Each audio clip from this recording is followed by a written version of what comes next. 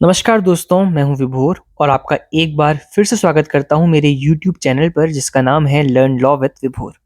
हम एक series run कर रहे हैं जिसका नाम है land and real estate loss और हमने अभी लास्ट वीडियो पर बात करी थी कि लैंड रिफॉर्म्स होते क्या हैं। इस वीडियो पर हम बात करने वाले हैं कि agrarian relations in pre independent India क्या थे।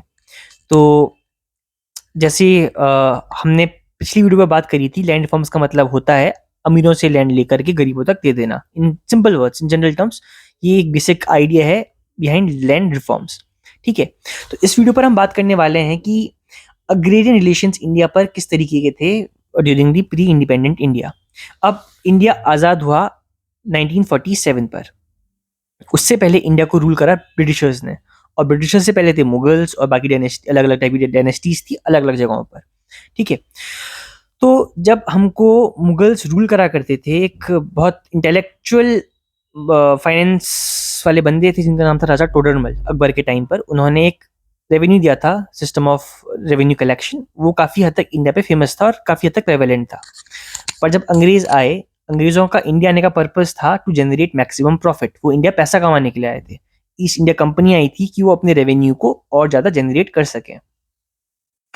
तो जब ईस्ट इंडिया कंपनी इंडिया पर आई तो उन्होंने उसके बाद इंडिया को कब्जे पर ले लिया, और उसके बाद जो लैंड रेवेन्यू कलेक्ट होता था उसमें वो लोग रिफॉर्म्स लेकर आए। हम इन्हीं रिफॉर्म्स की बात इस वीडियो पर करेंगे। इनको हम अग्रेरियन रिलेशंस भी बोलते हैं क्योंकि इंडिया एक एग्रीकल्चरल कंट्री है, और उस एग्रीकल्चरल कंट्री पर जब हम बात करते हैं रिफॉर्म्स कैसे आएंगे, क्योंकि इंडिया का जो मैक्सिमम इकोनॉमी थी वो डिपेंड ही एग्रीकल्चर के ऊपर थी। ठीक है, तो जो एग्रेरियन रिफॉर्म्स की हम बात करने वाले हैं ये क्या हैं, और ब्रिटिशर्स ने क्या क्या इंट्रोड्यूस करा था, उनकी बात अब करना शुरू करते हैं। तो 1793 पर अंग्रेज लेकर आए परमानेंट सेटलमेंट एक्ट। इस एक्ट के अंदर उन लोगों ने इंट्रोड्यूस करा फ्यूडल लॉर्ड्स, जो बेसिकली बीच में बिचौले थे, इंटरमीडिएरी जिन्हें हम बोलते हैं, between the government and the pageants. ये जो बीच पर इंटरमीडिएरीज आए थे, इनका काम था रेवेन्यू कलेक्ट करके गवर्नमेंट तक पहुंचाना। तो अंग्रेजों ने परमानेंट सेटलमेंट एक्ट के थ्रू अंग्रेज बेसिकली इन चीज़ों को लेकर के आए थे। ठीक है, अब बेसिकली जो हम बात कर रहे हैं परमानेंट सेटलमेंट एक्ट की, इसके अंदर जो अंग्रेजों ने इंट्रोड्यूस करा था उनको कहते थे जमींदार, और कहीं कहीं जगहों पर ये फेमस थे by name of Jagirdar. But इतना ही नहीं, अंग्रेजों ने इन टोटल अलग अलग टाइप के सिस्टम्स अलग अलग पार्ट पे इंट्रोड्यूस भी करें। हम उन सब के बारे पे इन डेप्थ अब बात करना शुरू करते हैं।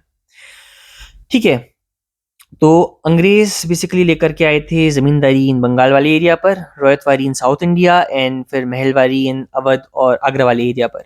तो ये 3 फॉर्म ऑफ सिस्टम्स थे जो अंग्रेज बेसिकली लेकर के आए थे। अगर हम इन तीनों को इन सिंपल वर्ड्स में समझने की कोशिश करते हैं तो वो क्या है।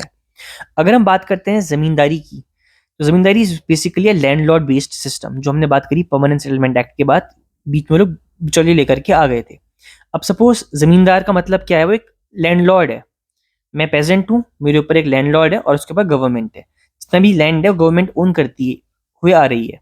ठीक है, तो अब हमने शुरू में बात करी थी लास्ट वीडियो पर कि जो पावर का गेम हुआ करता था in early times, it was based on किसके पास कितना लैंड है, कितना गोल्ड है, कितनी विमेन है, उसके ऊपर बेस था। बट हम लोग काफ़ी हद तक डेवलप कर चुके हैं, काफ़ी हद तक आगे बढ़ चुके थे। तो अब के टाइम पर जो लैंड था वो रहता था राजाओं के पास। वैसे ही जब अंग्रेज आए तो अंग्रेजों ने उस लैंड को अपने अंडर कर लिया, पर उन्होंने सिस्टम इंट्रोड्यूस करा रेवेन्यू कलेक्शन का, बिकॉज गवर्नमेंट को चलाने के लिए चाहिए पैसा, और पैसा कलेक्ट करना is not an easy task. तो उन्होंने क्या करा, उन्होंने एक सिस्टम इंट्रोड्यूस करा परमानेंट सेटलमेंट एक्ट के अंदर जमींदारी का, जहां पर को वो लोग लेकर के आ गए लैंडलॉर्ड्स को। अब लैंडलॉर्ड का पर काम था रेवेन्यू को लेकर के आगे गवर्नमेंट तक पहुंचाना। द सेकेंड सिस्टम जो था वो था रॉयतवारी। इसमें जो बेसिकली क्या था, इंडिविजुअल जो होता था वो एक इंडिविजुअल कल्टीवेटर डायरेक्टली जो अपना रेवेन्यू होता था उस रेवेन्यू को ब्रिटिश गवर्नमेंट तक पहुंचाया करती थी। ठीक है, ये था सेकेंड सिस्टम ऑफ रॉयतवारी। इस सिस्टम का रेवेन्यू कलेक्शन का जो सिस्टम है, इसमें बेसिकली गवर्नमेंट ने ये काम करा कि बीच में जो डायरेक्टली, सपोज मैं हूँ, मेरी एक लैंड है, मैं अपनी लैंड का जो रेवेन्यू कलेक्ट हो रहा है उस पैसे को डायरेक्टली ब्रिटिश गवर्नमेंट तक पहुंचा के दे दूंगा। And third system was Mahalwari. ये एक विलेज बेस्ड सिस्टम था। इसमें क्या था कि जो एक गाँव होता था वो कलेक्टिवली पूरा लैंड ओन करा करता था और पूरा गाँव ही मिल करके एक जो फिक्स्ड अमाउंट ऑफ पैसा है उस पैसे को ब्रिटिश गवर्नमेंट तक पहुँचाया करती थी बेस्ड ऑन कि क्या वो रेंट डिसाइड हुआ है। अब हम लोग एक काम करते हैं, हम लोग इन तीन जो हमने बात करी, इन तीनों को इन डेप्थ थोड़ा बात करते हैं, थोड़ा थोड़ा उन तीनों को थोड़ा इन डिटेल समझने की कोशिश करते हैं कि तीन सिस्टम क्या थे। तो हम शुरू करते हैं ज़मींदारी से। जो ज़मींदारी सिस्टम था, इसको इंट्रोड्यूस करा था by lord Cornwallis. Lord Cornwallis ने, जो हमारे गवर्नर जनरल भी थे इंडिया के एक टाइम पर, उन्होंने सिस्टम को परमानेंट सेटलमेंट एक्ट के थ्रू लेकर के आए थे in province of Bengal, Bihar, Orissa and Varanasi. इन चारों प्रोविंस पर वो इस परमानेंट सेटलमेंट एक्ट को लागू करा था उन्होंने, और उसके थ्रू इस सिस्टम को लेकर के आए थे। बट ये सिस्टम बाकी जगहों में भी पहुंचा था और फैला था। तो इस सिस्टम के अंदर क्या था कि एक गांव या बहुत सारे गांव की ओनरशिप को एक इंडिविजुअल को दे दिया करते थे। सपोज 4-5 गांव मुझे दे दिए, 4-5 गांव आपको दे दिए, 5-6 गांव किसी और को दे दिए। तो ऐसे गांवों का उन्होंने डिवीजन कर करके लैंड को डिवाइड करके लोगों को दे दिया। एक कंडीशन थी कि जिन लोगों को लैंड मिल रहा है वो लोग हर साल ब्रिटिश गवर्नमेंट को एक फिक्स्ड रेवेन्यू प्रोवाइड करेंगे। That was the condition imposed on us. 5 land मेरे को दिए, तो मेरा जो उन 5 लैंड का जो रेवेन्यू कलेक्ट होने वाला है उस रेवेन्यू को पकड़ करके वो मुझे हर साल के एंड पर ब्रिटिश गवर्नमेंट को देना पड़ेगा। ये जमींदारी सिस्टम का एक बेसिक थीम था। ये सिस्टम जो फेमस हुआ, ये अलग अलग नामों से फेमस हुआ, कहीं जमींदारी, कहीं जागीरदारी, कहीं इनामदारी। तो ऐसे अलग अलग नामों से ये सिस्टम प्रेवलेंट काफ़ी हुआ। ठीक है। जो हमारा बंगाल ये परमानेंट सेटलमेंट एक्ट था, इस एक्ट के कुछ इंपॉर्टेंट पॉइंट थे। वो क्या थे? वो ये थे कि जो टोटल रेवेन्यू हम कलेक्ट कर रहे हैं वो फिक्स्ड होगा। ब्रिटिश गवर्नमेंट आपसे फिक्स्ड रेवेन्यू लेगी, और ये रेवेन्यू जो होगा, जो अमाउंट है वो मिलेगा पैसे का, वो परमानेंटली फिक्स्ड है। उसको आप अल्टर नहीं कर सकते हो, और वो परपेचुटी तक वही रहेगा। उसको चेंज करना इतना आसान काम नहीं होगा। तो एक फिक्स्ड अमाउंट जमींदार को ब्रिटिश गवर्नमेंट को प्रोवाइड करना है by the end of every year. ठीक है। उसके अलावा सेकंड पॉइंट, थर्ड पॉइंट था, ये पहला पॉइंट था कि पैसा फिक्स रहेगा। सेकंड पॉइंट था कि इसको आप अल्टर नहीं कर सकते। और थर्ड पॉइंट है कि अगर मैं ज़मींदार हूँ, मैं सपोज मुझे 500 एकड़ ज़मीन मिल रखी है, 1000 एकड़ ज़मीन मिल रखी है। अब 1000 एकड़ ज़मीन तो मैं नहीं देख सकता, तो मैं अपने नीचे कुछ लोगों को हायर करूंगा।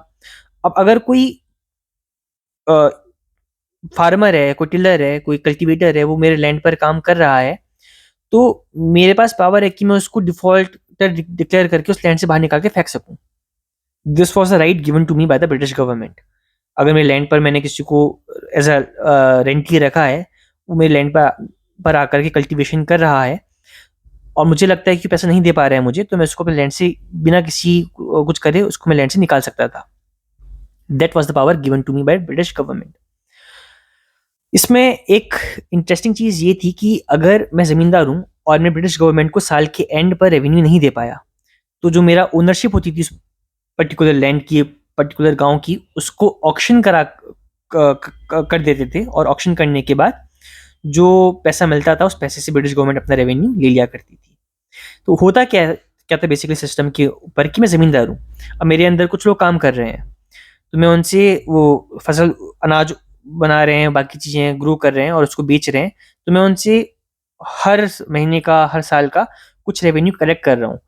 रेवेन्यू जैसे मैं उनसे लेता हूँ, उस रेवेन्यू को मैं ब्रिटिश गवर्नमेंट को दे रहा हूँ। वो रेवेन्यू फिक्स्ड है।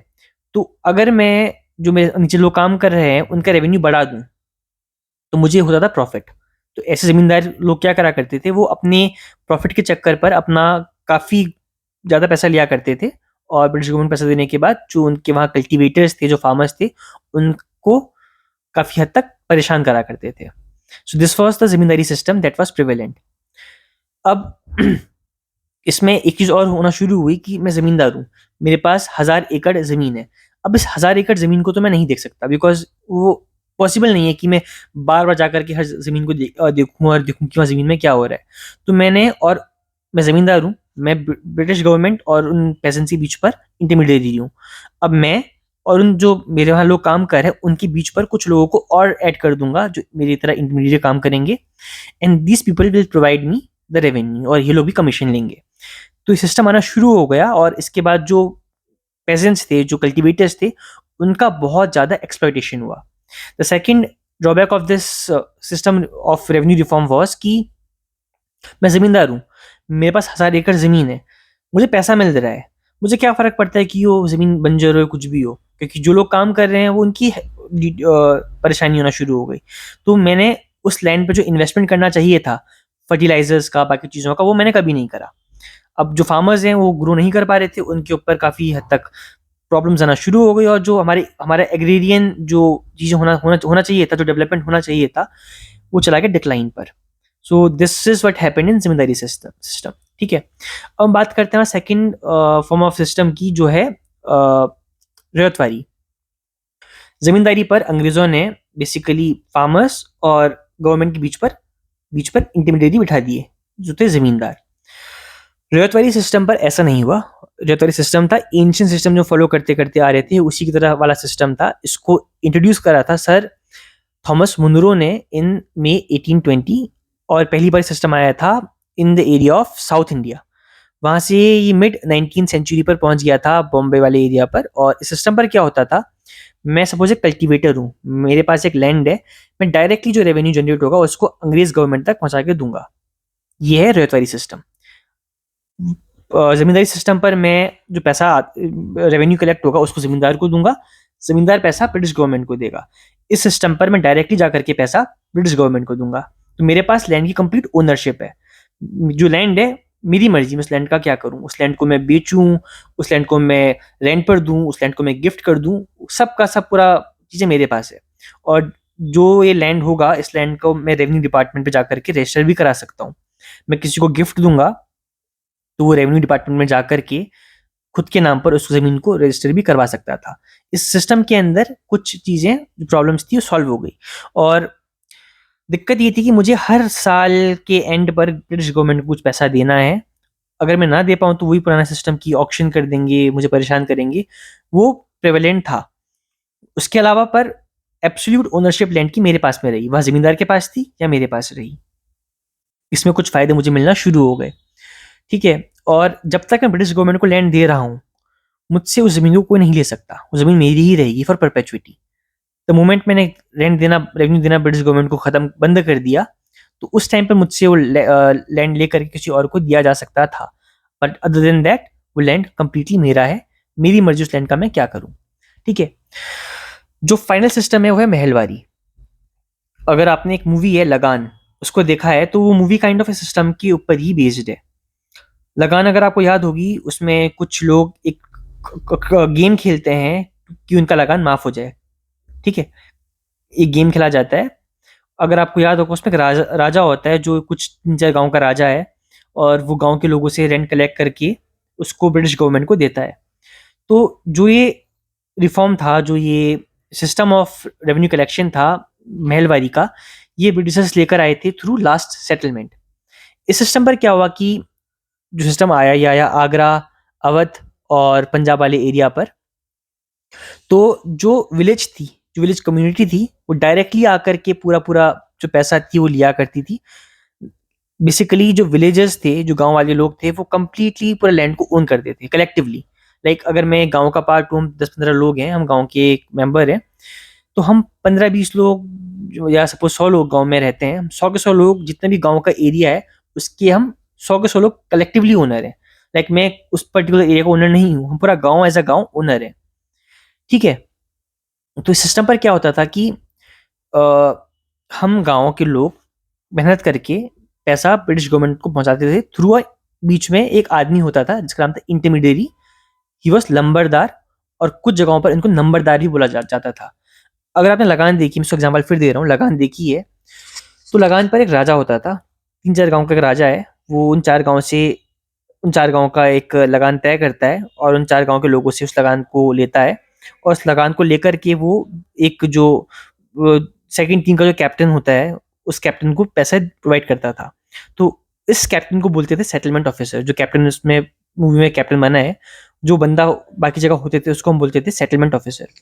तो बेसिकली जो गाँव का लंबरदार होता था वो सेटलमेंट ऑफिसर को गाँव के लोगों से पैसा लेकर के पैसे दिया करता था, और इस लंबरदार को जो रेवेन्यू आया है, जो टोटल कलेक्ट हुआ है रेवेन्यू, इसका 5% दिया जाता था as a gift, as a price, जिसको हम पंचत्र बोलते थे। ठीक है, तो इस सिस्टम में बेसिकली क्या था, इस सिस्टम पर उस राजा ने 5 गाँव के लोगों से 5 गाँव का रेंट फिक्स करा। टॉकिंग टू सेटलमेंट ऑफिसर ही कितना रेंट होना चाहिए, आपस में सेटलमेंट ऑफिसर ने और राजा ने, लंबरदार ने बात करी। सिस्टम समझाते हैं, लगान से बाहर निकल करके वापस आते हैं।